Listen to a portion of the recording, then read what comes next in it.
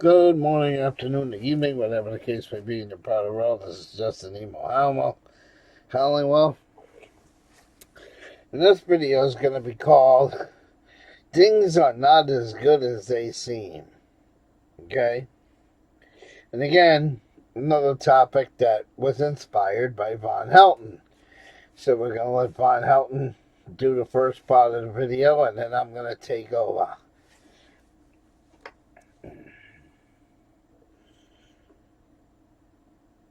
Oh, let me mute first. I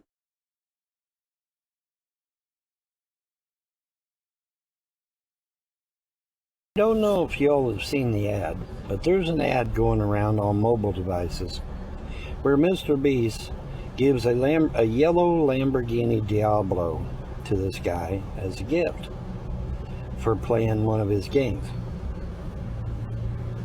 And it's all sunshine and roses, you know. A guy gets his Lamborghini, his yellow Lamborghini. Not realizing what's about to get ready to slam into him. So he's enjoying his Lamborghini, right? But here comes the tax man. $40,000 in taxes has to be paid on that car. And so, needless to say, he had to sell the Lamborghini to pay the taxes. Didn't get to keep the car. So, word to the wise, ladies and germs, if somebody offers to give you a gift, and then on top of that, if he had kept the car, he would have had to have paid a gift tax. And supposedly there's a Lamborghini tax as well, I've heard, where there's a $1,500 markup, or percent, excuse me, 1,500% markup on the cost of all the parts. Okay, so a locking gas cap for an Audi or a Volkswagen is going to cost you 1,500% more for your Lamborghini, even though it's the same part. It's a locking gas cap, same part. It's going to cost you 1,500% more because it's a Lamborghini. You're buying the name. Okay, so he says you're buying. Basically, I cut it off. He says you're buying the name. So that's why when you go into a parts store, and you say, I want a part for a Lamborghini, they go cha-ching, cha-ching. So you gotta learn. So when it comes to shit like this, you gotta learn how to play the game, people.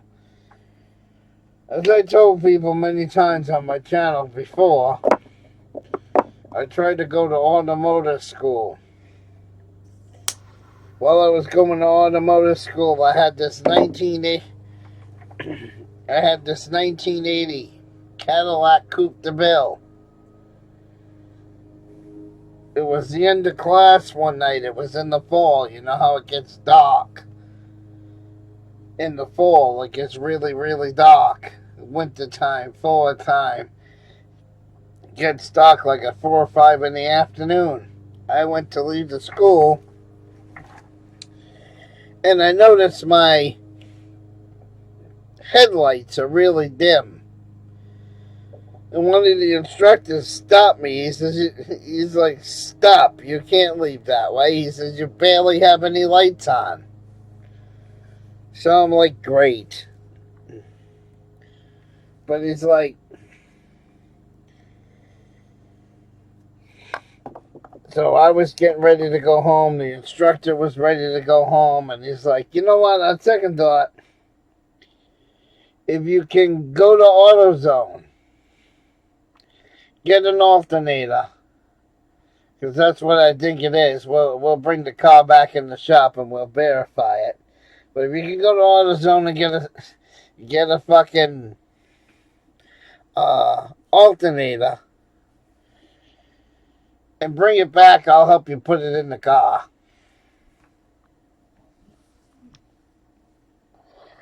So so just within walking distance, I walk over to AutoZone and I go, I need a alternator for a 1980 Cadillac Coupe de Ville. This was back in 1997, mind you. They wanted almost $600 for that alternator. I didn't have that kind of money. I didn't buy it. I didn't have that kind of money. I wasn't going to buy it. So one of my other friends says, I'll loan you the money. Go down there and get it because you're not going to make it home without it. So I go down there and buy the alternator. I get back. Then the instructor comes in the shop and I'm bitching about how this thing almost cost $600. He says, wait a minute. I'm going to teach you guys a very valuable lesson. And he says, I'm going to teach you a valuable lesson. He says, I'll be right back. Gets in his truck, drives over to AutoZone, and says, I need a alternator for a 1980 Buick Skylark.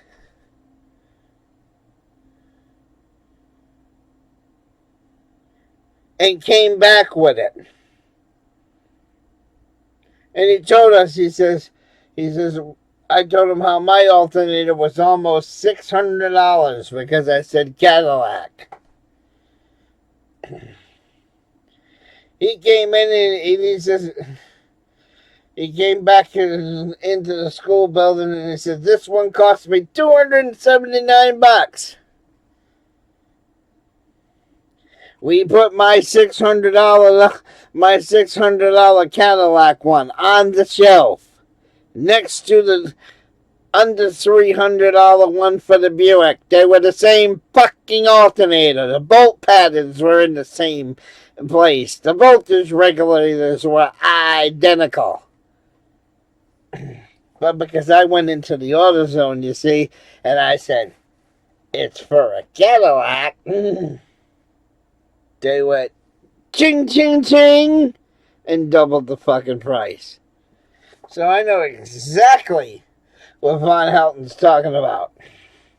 So if you own a fucking Cadillac Escalade, you don't go in there and say, oh, I need a part for a Cadillac Escalade. You order the parts for the Chevy Tahoe or the GM version of the Tahoe. Because I'll bet you if you have a Cadillac Escalade, go buy an alternator for a Cadillac Escalade, and then go buy one for a Chevy Tahoe. And look at the price difference. It's because you say Cadillac, you're playing for the brand name. So I know exactly what he's talking about in this video. Things are not always as they seem. Alright, let's continue, shall we?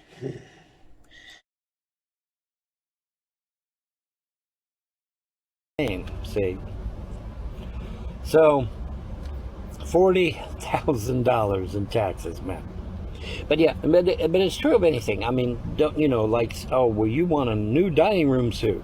No, you didn't, because when you got to pay the taxes on it, you have to sell the dining room suit. Okay, so what you do instead, if they'll let you, some do, some don't, but if they let you, tell them, well, I want to take the cash instead. And in that way, when the government sticks their hand out, then you actually know how much money you do have, and then you can go buy whatever you want to buy. But you don't win anything, because 9 times out of 10 you're going to have to pay taxes on it, and then you're just going to have to turn right around and sell it in order to pay the taxes. So, word to the wise, y'all. Not everything is a good thing. Not everything is a good thing. And now that we're talking about dining room sets and winning stuff on TV and stuff, do you know, if you were to go on The Price is right now, okay, if you were to go on The Price is right now, and you got the winning thing, and they say, "Oh, you just won the new Chevy S10. Come on down and get your new car." No, you don't get that Chevy S10 that's on the show. Why don't you get that Chevy S10 that's on the show? Because CBS rents all of those cars from Enterprise. What happens when you win a car on a game show, people? You get a certificate that you take to your local dealer, and you picked up that car at your local dealership. You don't get the car that is on the TV show. Look it up if you don't believe me. CBS, it got leaked out a few years ago that all the cars on Let's Make a Deal and all the cars on fucking This Is the Price is Right, come on down, are all Enterprise rent-a-cars. They'll give you a certificate saying that you won a new car, but you take that certificate to your local dealer where you live, and then you turn that in, and then you can pick up the car in the color of your choice and pay your state and federal sales tax on it. But you don't actually get that car on the show. The dining room sets and the appliances and the refrigerators and the washers and dryers and all that other shit. CBS rents that shit. You don't get that shit on the show. You get certificates to get that shit later on after you pay the taxes. Okay? So it works. A lot of that furniture comes from Rent-A-Center and Aaron's and shit like that. But you don't actually get the merchandise that's on the show.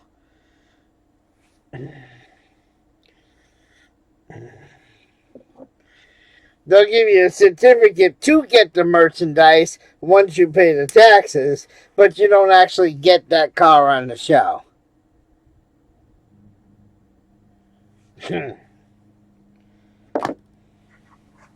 Another thing that a lot of people don't realize when it comes to TV, these arbitration courtroom shows, like Judge Judy, okay? Judge Judy Silent. So let's say I owe somebody money, and that person takes me on Judge Judy. And Judge Judy finds in favor of the person who's suing me for money. I don't pay the debt. If I want to be an asshole and renege and say, I don't want to pay on that judgment, the show has no way of forcing you to pay the judgment. So once you get a judgment against you on a show like Judge Judy, the show pays for the judgment. So if Lady Di would have sued me on Judge Judy for the $1,600 that I one time owed her, I wouldn't have had to pay that $1,600. Judge Judy's sponsors would have paid the $1,600 to Lady Di, and I would have got off scot-free without that judgment being on my record. See, because those arbitration court shows, they're not like a regular court. You go to regular court, the judge can put a fucking thing on your fucking finances at the beginning, and you did a crime and whatever, and you owe somebody money and you have a judgment, any extra money you get, it goes to that court-ordered judgment. But on the arbitration shows, there's no way to do that. So everybody was like, Lady Di, you should take emo on Judge Judy. I still wouldn't have had I could have got away without paying the $1,600 because Judge Judy's production team would have paid it. Judge Judy's advertisers would have paid it. because she can't put that judgment on my record like they can in regular court. People don't realize that. So all these people, every time you see Judge Julie ruling in favor of somebody, 90% of the time, that plaintiff or the person who won the case is getting the money from the show, not the person they sued. That's how arbitration TV works. Yeah.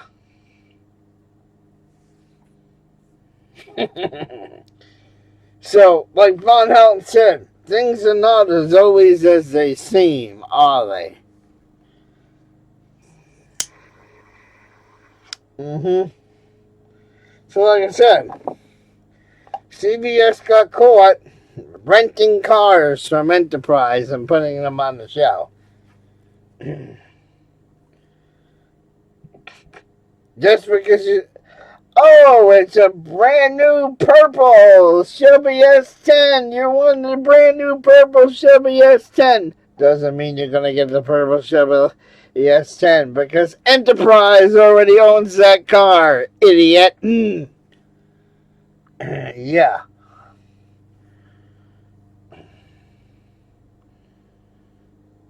See, because if the show was to go out and buy a car as a prize, okay, what happens when you go and buy a new vehicle? You gotta pay state and federal taxes when you buy a brand new car, right? Do you think CVS is gonna buy a brand new car to put it on a TV show, to give it away to you when you win,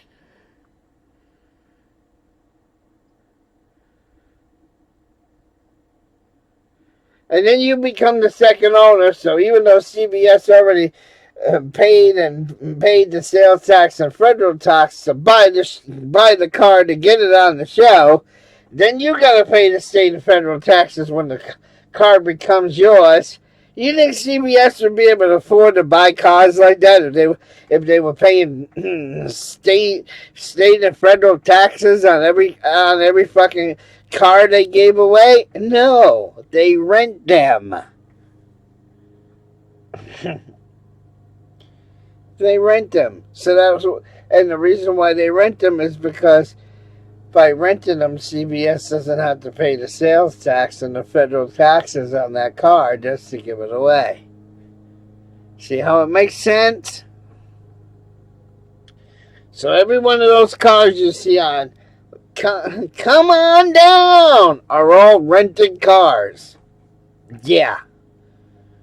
Oh, we're giving you this brand new jet ski. Rented. We're giving you this brand new boat. Rented.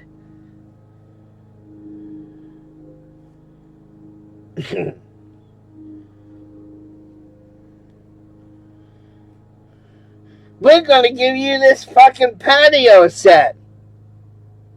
Again, you don't get that patio set because it's rented. Oh, here's a deluxe barbecue grill. Come on down. Nope, the grill's rented. So that shit works, people.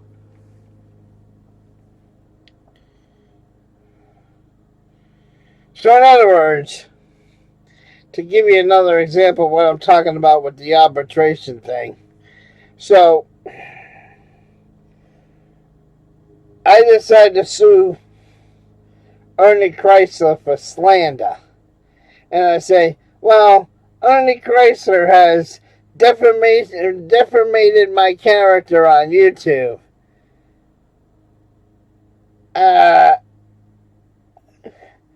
I think Ernie Chrysler owes me $5,000. Well, it's $500,000, but we'll say $5,000. So I showed Judge Judy the evidence and all the times when Ernie Chrysler's made fun of me and all this shit. And she goes and she says, you know what? I find in favor of Justin. I'm hereby ordering Ernie Chrysler to pay Justin E. Mahalo the sum of $5,000. Ernie could say, fuck you, Emo, and walk out the door scot-free. But Judge Judy's show will give me the $5,000.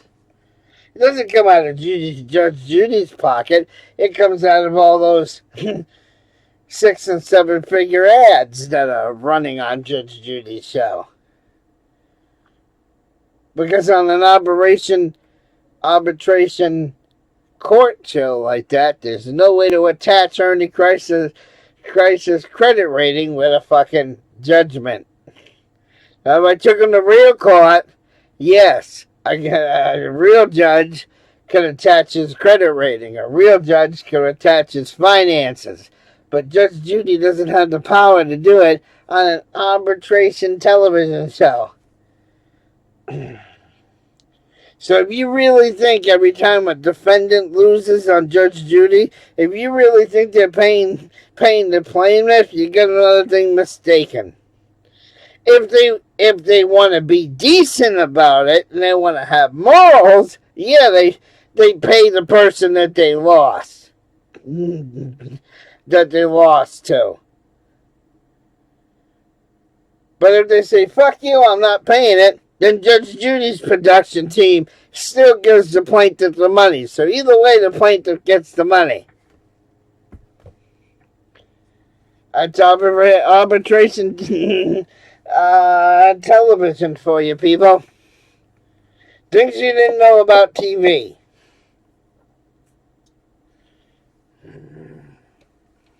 So next time you're watching The Price is Right or Let's Make a Deal and you're looking at the TV and you're drooling and you're like, oh, that's a nice car. That's a nice barbecue grill. Just remember, all that shit's rented by CBS.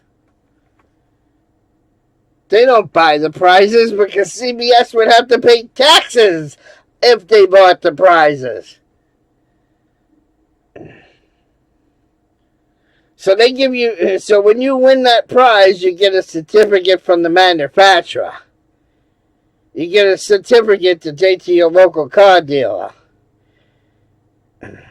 You win the Yamana freezer, you don't get the Yamana freezer that's on the show. You get a certificate to go to Home Depot and pick up a fucking Yamana freezer when you're at home. Okay? That's how it works. The inside scoop on prizes on TV, people. I thought I would share that with you, and I'm back quiet. And as always, until next time, stay safe, be well, take care of yourself and each other. Can't speak freely. If you can't speak freely, you're simply not free. Show's over. Wolf is tired. See ya.